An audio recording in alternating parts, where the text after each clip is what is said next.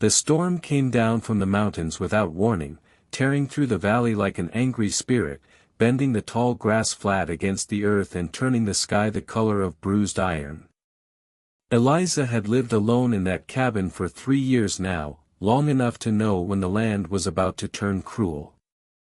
She had been chopping wood when she heard the cry, thin, raw, and terrified, not the sound of an animal, but of a child fighting the wind. She dropped the axe and followed the sound into the rain, her skirts soaked, her hair plastered to her face, until she found him curled beneath a fallen cottonwood. A boy, no more than 7, his dark hair matted, his small body shaking violently. Apache. She knew at the moment she saw his beaded cord, the faint markings of clay on his cheeks, already half washed away by rain.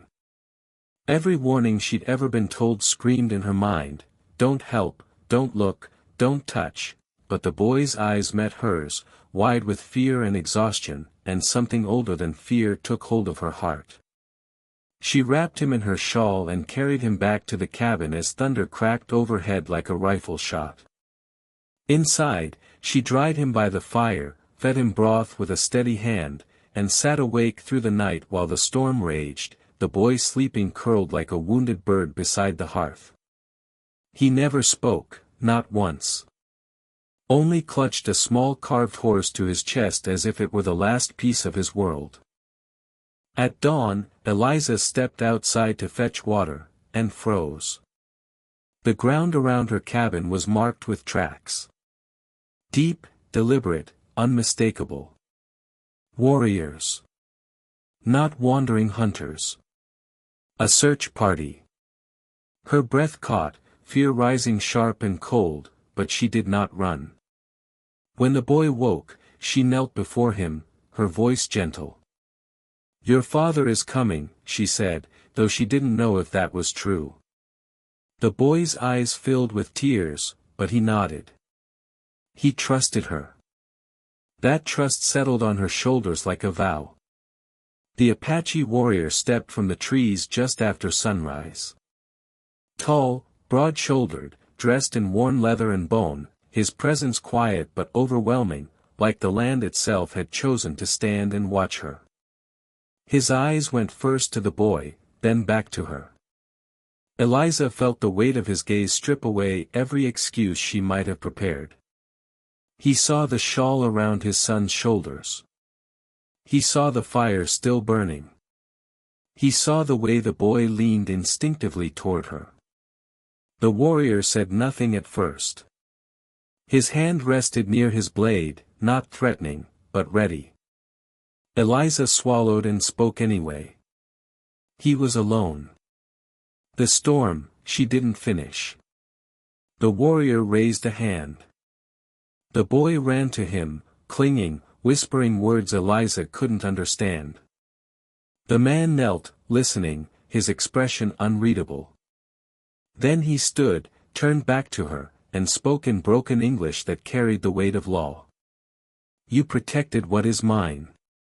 The air seemed to still. Birds silent. Wind held. Eliza nodded once. "I would do it again," she said, her voice steady though her heart pounded. The warrior studied her like a judge studies truth, then stepped closer. Close enough that she could see the scar across his cheek, the quiet fire behind his eyes. "Storm takes week," he said. "You did not." His words settled heavy, and before she could respond, he said the sentence that would change her life forever. "You walk with me now." It was not a threat. Not a question. A declaration. The land itself seemed to accept it. The journey into Apache land was not marked by chains or force, but by silence and watchful eyes.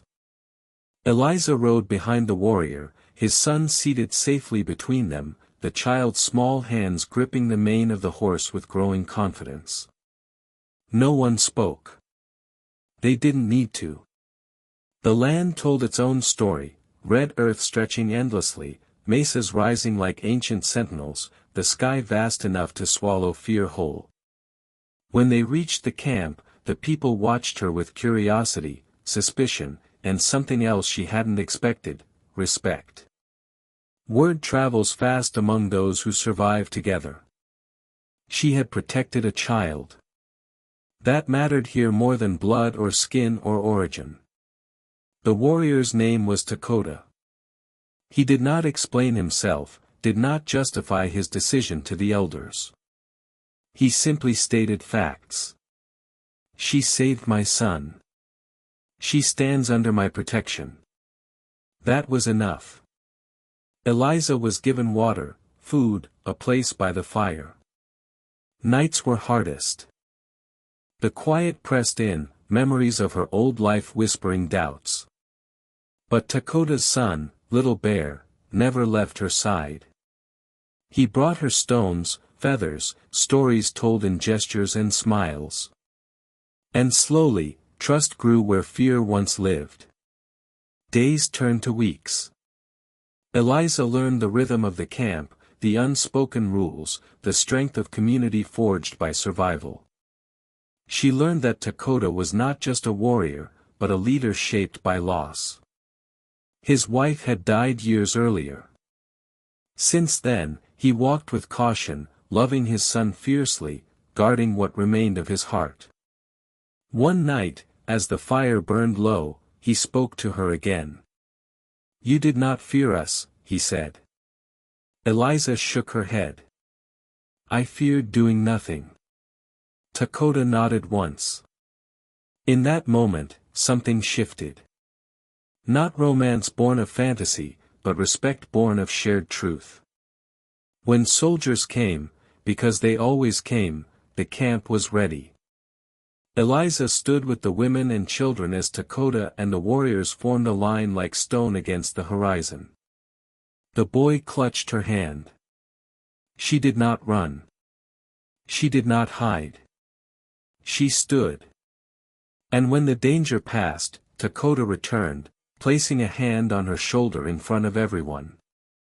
"You are Apache now," he said. "Not by blood. By choice. By courage."